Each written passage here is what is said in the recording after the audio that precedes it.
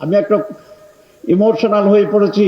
আমি প্রথম বাংলাদেশের ভিতরে সবচেয়ে বেশি বিদ্যুৎ সংযোগ করেছি ৩৭৫ কিলোমিটার এই ১৪ গ্রামে।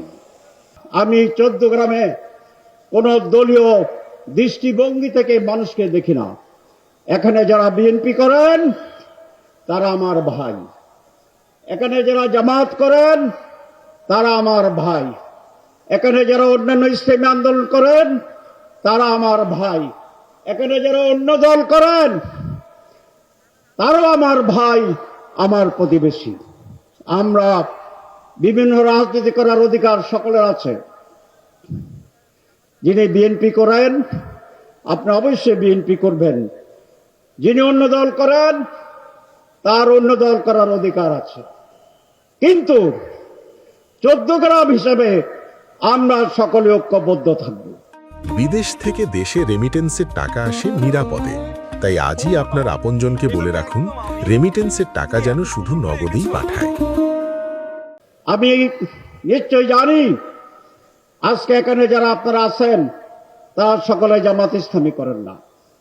আজকে সকল প্রাক্তন চেয়ারম্যানরা এখানে আছেন, এখানে অনেকে আছেন যারা বিএনপি করেন, এখানে অনেকে আছেন যারা অন্য দল করেন, কিন্তু সকলে আমার স্টেজে আছে, কারণ তারা সকলে আমার ভাই আর আমি তাদের সকলের তাহের ভাই।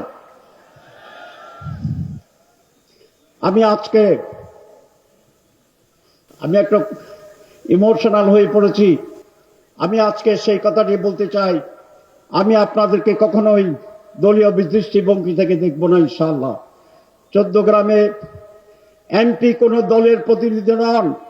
আপনি দল করেন, কিন্তু এমপির ভোট দিতে হবে তাকে যিনি সমগ্র মানুষের কল্যাণ করতে পারবে।